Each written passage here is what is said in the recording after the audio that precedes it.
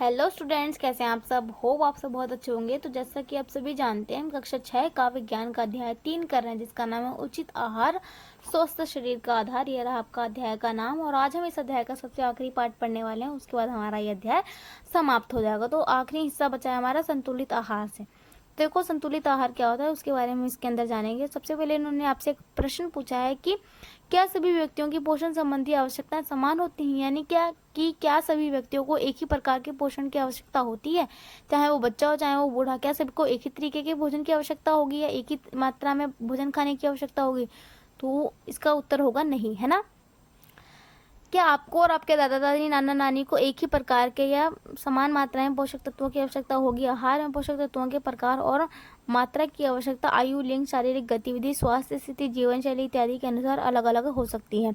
यानी कि आपको अलग तरीके का खाना खाने की आवश्यकता है, आपके दादा दादी नाना नानी को अलग तरीके का खाना खाने की आवश्यकता है। तो ये निर्भर करता है कि आपकी आयु क्या होगी, आपका लिंग यानी कि आप लड़का हैं या लड़की हैं उस पर निर्भर करेगा। आपकी शारीरिक गतिविधि, आप अपने शरीर से कितना काम लेते हो उस पर निर्भर करता है कि आपको किस तरीके के पोषण की और कितनी मात्रा में पोषण की आवश्यकता है। और आपकी स्वास्थ्य स्थिति यानी कि आप बीमार रहते हो या आप बिल्कुल ठीक रहते हो। अगर आप बीमार रहते हो तो आपको अलग तरीके के भोजन की आवश्यकता होगी, लेकिन अगर आप स्वस्थ हो तो आपको अलग तरीके के भोजन की आवश्यकता होगी। और आपकी जीवन शैली क्या है उस पर भी निर्भर करता है कि आपको कितने मात्रा में और किस तरीके के भोजन की आवश्यकता होगी। उसके बाद है क्रियाकलाप 3.8। आइए पता करें। आपने क्रियाकलाप 3.1 में सप्ताह में आपके द्वारा उपभोग किए गए खाद्य पदार्थों की एक तालिका तैयार की है। यह जांचें कि आपके आहार में वृद्धि और विकास के लिए अनिवार्य सभी पोषक तत्व और अन्य आवश्यक घटक सम्मिलित हैं या नहीं। यदि नहीं तो जांचें कि कौन से पोषक तत्व अथवा अन्य घटकों को इनमें सम्मिलित करने की आवश्यकता है। तो यहाँ पर आपने ये तालिका बनाई थी, है ना। आपको इसमें देखना है कि आप अभी कौन सी उम्र में चल रहा है, आपके शरीर का विकास हो रहा है, तो आपको सभी तरीके की पोषक तत्वों की आवश्यकता होगी, जो कि प्रोटीन, फाइबर, कार्बोहाइड्रेट, इन सभी चीज़ों को आपके भोजन में होना आवश्यक है। तो आपको इस तालिका को देख के पता करना है कि इनमें से कौन सी चीज़ आपके भोजन में सम्मिलित नहीं है। अगर आपके भोजन में वो चीज़ सम्मिलित नहीं है तो आपको उसको अपने भोजन में सम्मिलित करने की ज़रूरत पड़ेगी, ताकि आपका विकास और आपकी वृद्धि अच्छे से हो पाए।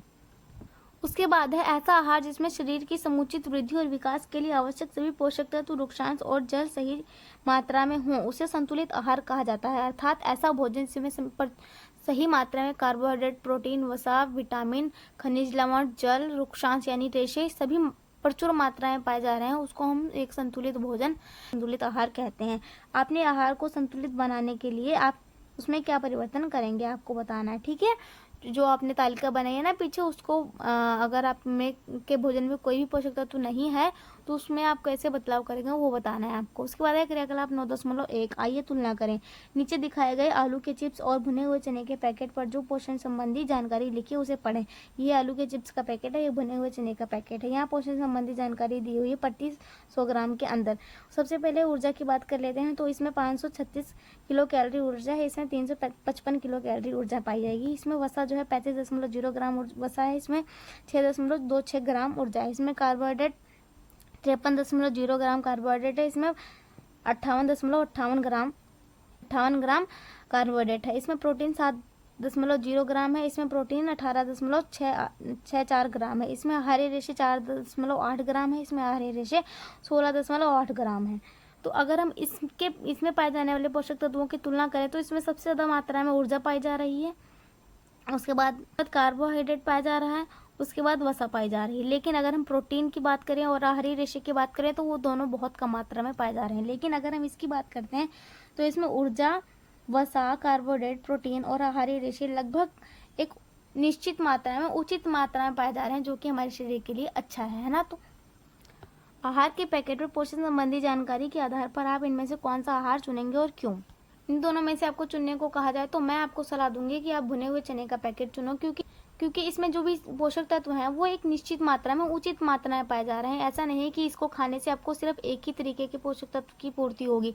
इसको खाने से आपके सभी तरह के पोषक तत्व जो हैं आपको उचित मात्रा में आपके शरीर को लगेंगे। लेकिन इसमें सिर्फ कुछ ही पोषक तत्व ज़्यादा मात्रा में, लेकिन कुछ पोषक तत्व आपके शरीर को नहीं मिल पाएंगे, क्योंकि कुछ खाद्य पदार्थों में उच्च शर्करा और वसा की मात्रा के कारण अधिक कैलोरी होती, साथ ही उनमें बहुत कम मात्रा में प्रोटीन, खनिज, विटामिन और आहारीय रेशे होते हैं। इन खाद्य पदार्थों को अस्वास्थ्यप्रद खाद्य खाद्य या जंक फूड कहा जाता है। इन खाद्य पदार्थों में आलू के चिप्स, टॉफी, कार्बोनेटेड पेय शामिल है, यानी कि जो कोल्ड ड्रिंक, सॉफ्ट ड्रिंक्स हम पीते। हमें स्वस्थ रहने के लिए अपने शरीर का ध्यान रखना चाहिए। स्वस्थ शरीर के लिए संतुलित आहार लेना और जंक फूड से परहेज करना आवश्यक है। खुशहाल व सुखी जीवन जीने के लिए अच्छा स्वास्थ्य अनिवार्य है। क्रियाकलाप 3.9 में जिन 2 खाद्य पदार्थों का अध्ययन किया उनमें से आप किसको जंक फूड के रूप में नामांकित किया जा सकता है? ऑब्वियसली इन्होंने बताया है कि आलू का चिप्स एक जंक फूड की कैटेगरी में आएगा। पैकेट बंद खाद्य पदार्थों के पैकेट पर पोषक तत्वों के बारे में जानकारी होनी चाहिए। जानकारी में प्रत्येक पोषक तत्व की मात्रा सूचीबद्ध होनी चाहिए। कभी कभी प्रबलीकरण या फोर्टिफिकेशन के दौरान आहार की पोषक गुणवत्ता को बेहतर बनाने के लिए उनमें अधिक पोषक तत्व मिलाए जाते हैं। आयोडीन युक्त नमक और शिशु आहार फोर्टिफाइड खाद्य पदार्थों के उदाहरण हैं। भारतीय खाद्य सुरक्षा और मानक प्राधिकरण FSSAI एक सरकारी एजेंसी है जो भारत में खाद्य गुणवत्ता को नियंत्रित करती है। यानी कि जो ये फसाई आपने जो भी चिप्स या कुरकुरे कुछ भी पैकेट आप खरीदते हो उस पर ये चिन्ह लगा होता है। ये चिन्ह ऐसा चिन्ह होता है जो कि हमारे देश में जितने भी पैकेट में चीज़ें आती हैं उनके ऊपर मात्राएं लिखी हुई होती हैं। इस तरह की मात्राएं लिखी हुई होती है ना, तो वो ये संस्थान ही है, फसाई नाम का संस्थान है, जो कि जिसका पूरा नाम है भारतीय खाद्य सुरक्षा और मानक प्राधिकरण। ठीक है, ये तय करता है कि अगर कोई मार्केट में कोई चीज़ बेचने जा रहा है तो पहले वो इनको देता है टेस्टिंग के लिए, और वो उसके खाद्य पदार्थ की टेस्ट करते हैं उसमें देखते हैं कि उसमें प्रोटीन कितनी है, उसमें वसा कितनी है, उसमें कार्बोहाइड्रेट कितना है, और उसमें कोई हानिकारक चीज़ तो नहीं मिलाई हुई है। जब ये वाला फसाई संस्थान किसी की पैकेट वाली चीज़ को अच्छे से पास कर देता है कि हाँ तुम इसको मार्केट में बेच सकते हो, तब जाके कोई चीज़ मार्केट में आती है। लेकिन मुझे को नहीं लगता ऐसा हो रहा है, लेकिन बहुत सारी गलत चीज़ें भी हमारे मार्केट में हैं। तो ज़रूरत है कि अपना काम अच्छे से करें ताकि अनहेल्दी चीज़ें हमारे समाज में, हमारे देश में ना आए और हमारे बच्चे कुछ भी गंदमंद ना खाएं, है ना। पर एक शब्द आया है खाद्य प्रबलीकरण या फोर्टिफिकेशन, यानी कि चीज़ों के अंदर अगर हम कोई चीज़ मार्केट में बेच रहे हैं तो उसमें कुछ पोषक तत्व जानबूझकर अपनी मर्जी से मिलाए जाते हैं ताकि अगर किसी के शरीर में या किसी को एक पोषक तत्व की कमी है तो वो पोषक तत्व वो उस चीज़ को खा के पूरा कर सकता है। जैसे कि आयोडीन की कमी है अगर मान लो, तो वो आयोडीन युक्त नमक खाएगा तो उसके शरीर में जो आयोडीन की कमी से जो बीमारियां हो रही हैं उसको ठीक कर सकता है। उसी तरीके से जो बच्चों के दूध के पैकेट्स आते हैं उनमें भी जानबूझ के कुछ चीज़ें मिलाई जाती हैं ताकि बच्चों के स्वास्थ्य को अच्छा बनाया जा सके होते हैं। इन खाद्य पदार्थों का अधिक सेवन करना हमारे स्वास्थ्य के लिए अच्छा नहीं है। इनके अत्यधिक सेवन से व्यक्ति में मोटापा हो सकता है। ऐसा व्यक्ति अन्य स्वास्थ्य संबंधी रोगों से भी पीड़ित हो सकता है। आपको डॉक्टर पोशिता का कथन हमेशा याद रखना चाहिए, स्वास्थ्य ही परम धन है। अगर हमारा स्वास्थ्य अच्छा है तो हम इस दुनिया के सबसे अमीर व्यक्ति हैं। मील फूड माइल, खेत से हमारी थाली तक। खेत से भोजन हमारी थाली तक कैसे पहुंचता है, इस प्रक्रिया के क्या चरण है, इस प्रक्रिया में कौन कौन से लोग सम्मिलित होते हैं। क्या आप जानते हैं कि अनाज के अंकुरित होने के बाद उसका आटा बनने तक कितना समय और कितनी मेहनत लगती है? सोचा है कभी आपने इस बारे में? आइए हम जो रोटी खाते हैं उसे बनने की पूरी प्रक्रिया को समझने के लिए चित्र 3.10 का अवलोकन करें। तो यहाँ पर आपको चित्र के माध्यम से समझाया गया है कि भोजन खेत से तैयार होकर किस तरीके से हमारी थाली तक पहुँचता है। तो सबसे पहले यहाँ पर है किसान द्वारा गेहूँ उगाना। सबसे पहले किसान गेहूं के बीज या चावल के बीज या जो भी फसल वो उगा रहा है उसके बीज लेता है, खेतों में बोता है, और खेतों में बोने के बाद उसकी सिंचाई, उसकी निराई, उसमें खाद डालना, है ना। अगर उसमें कोई कीड़ा लग गया तो उससे बचाने के लिए अलग अलग उपाय करना। तो इतने सारे प्रोसेस करने के बाद फिर जाके फसल सूखती है। उसके सूखने के बाद उसमें अनाज की मुड़ाई और रोसाई, यानी कि जो बालियां होती हैं गेहूं की, उनसे अनाज के दानों को अलग किया जाता है और डंठल को अलग किया जाता है। फिर अनाज के दानों का भंडारण किया जाता है। भंडारण करने के बाद उनको अनाज पीसा जाता है, बड़ी बड़ी मिल्स के अंदर लेके जाया जाता है और बड़ी बड़ी मिल्स में उन अनाज को पीस के चक्कियों में और फिर उनको अलग छोटे छोटे पैकेट्स में पैक किया जाता है। 5 किलो, 10 किलो, 20 किलो, 50 किलो, इस तरीके के अलग अलग पैकेट्स, मात्रा वाले पैकेट्स में उनको पैक करते हैं। फिर वो मिल से जो दुकानदार होते हैं वो ऑर्डर करते हैं कि भाई 20 बोरी ले आ, 10 बोरी ले आ, इस तरीके से ऑर्डर किए जाते हैं। फिर वो खुदरा दुकानदारों पे आते हैं और तब जाके हम जाके दुकानों से खरीदते हैं और फिर हमारी मम्मी हमारे लिए रोटी बनाती है। तो हमें रिस्पेक्ट करनी चाहिए कि इतने लंबे प्रोसेस से बनने के बाद हमें हमारी थाली में 2 रोटियां, 4 रोटियां, जितनी भी जो भी आता है वो हम खाते हैं। तो हमें रिस्पेक्ट करनी चाहिए उस किसान की, हमें रिस्पेक्ट करनी चाहिए उन सभी लोगों की जो रोटी को हमारी थाली तक पहुंचाने में सहायता करते हैं, चाहे वो ड्राइवर हों, चाहे वो मिल वाले हों, चाहे वो किसान हो, चाहे वो हमारे पापा हों, चाहे वो हमारी मम्मी हो। क्योंकि अगर पापा पैसे कमाएंगे तभी हम दुकान से गेहूं का आटा या जो भी है वो खरीद के लाएंगे, और हमारी मम्मी कितनी मेहनत से खाना बनाकर वो हमारे लिए हमारे सामने परोसती हैं। तो हमें इन सब की रिस्पेक्ट करनी चाहिए, है ना।